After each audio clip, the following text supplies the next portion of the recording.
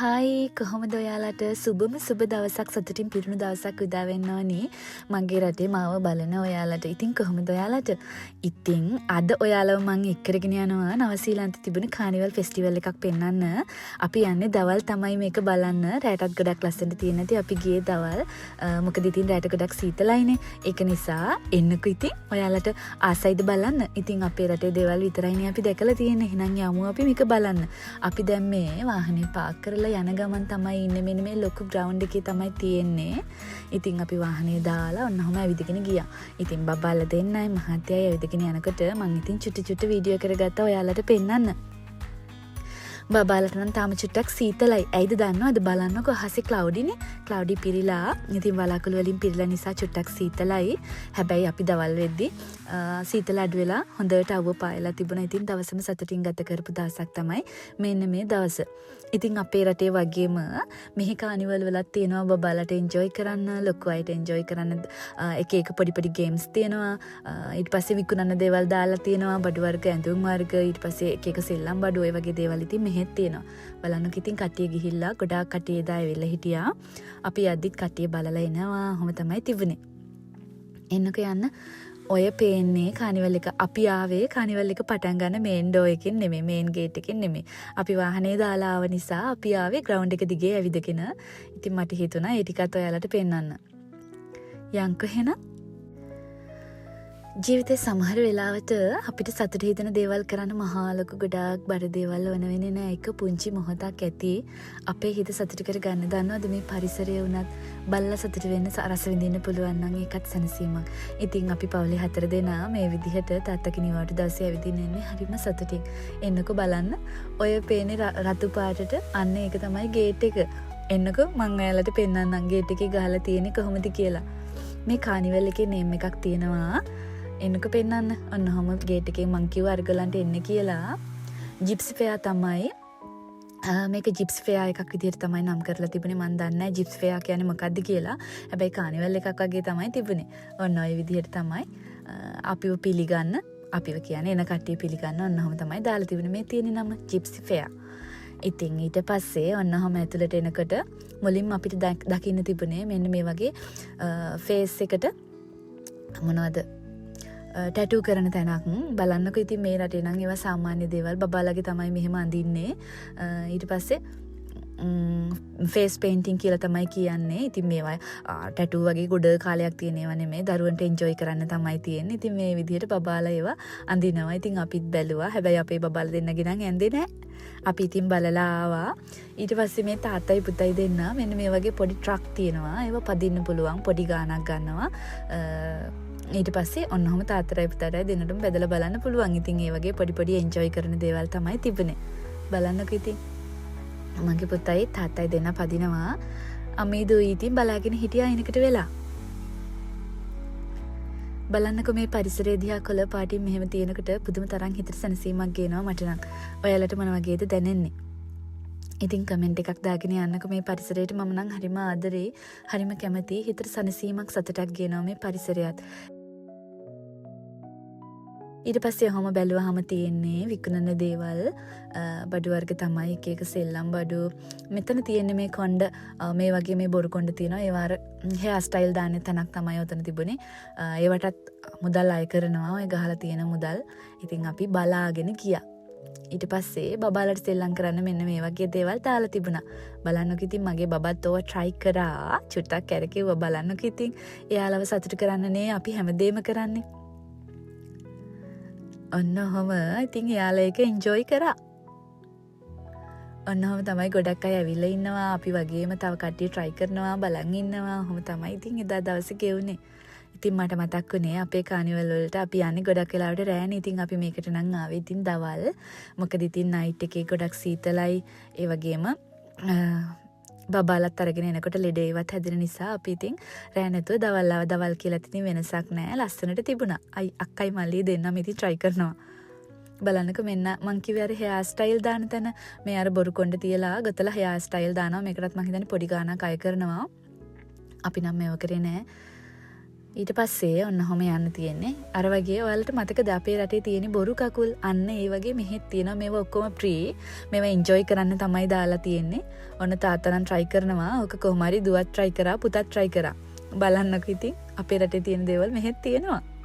මං හිතන්නේ ජිප්සි ෆෙයා කියන්නේ මේගොල්ලන් අර තැනින් තැනට යන කට්ටියක් මේක ඕගනයිස් කරන අය. යාලා එක එක තැන් වලට ගිහිල්ලා මේ විදිහට තමයි මං හිතන්නේ සල්ලි හොයන්නේ. ඉතින් එහෙම තමයි ඔතන තිබුණේ.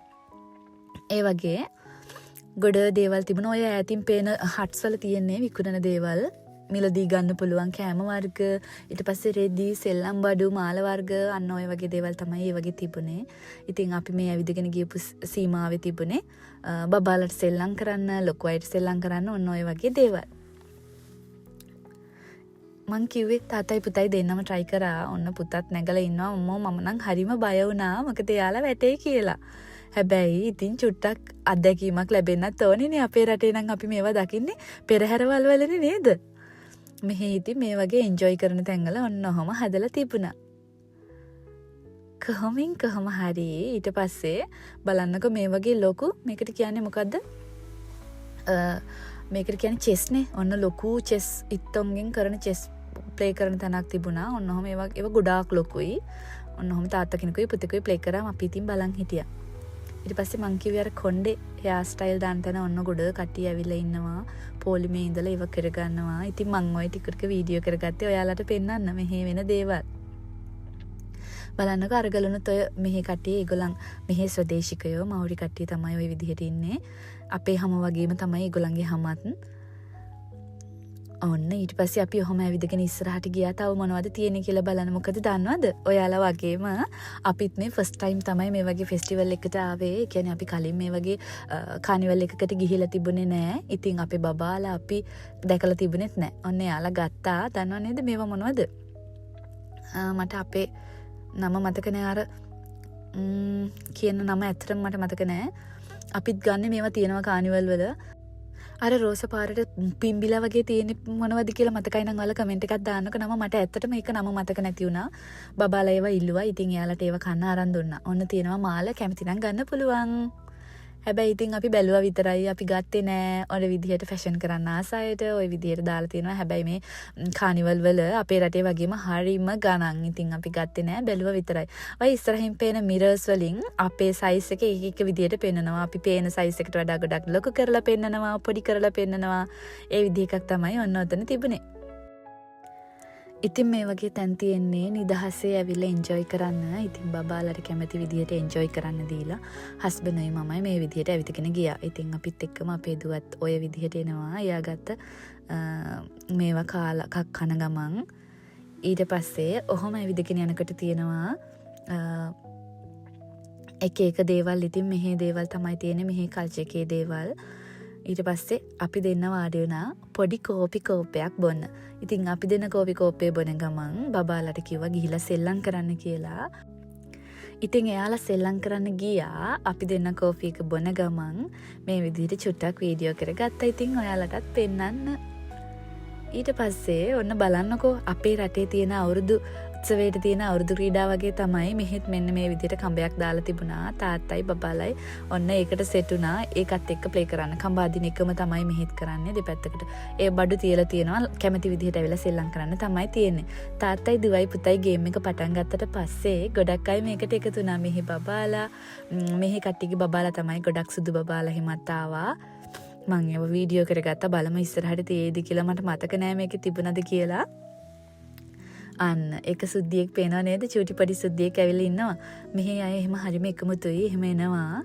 ඔන්නම ඊට පස්සේ බබාලා ගොඩක් අර පැත්තට එකතු වෙනවා. ඔන්න ඊට පස්සේ මෙතන දාලා තිබුණා එක එක මියුසික් ඉන්ස්ට්‍රුමන්ට් වර්ග.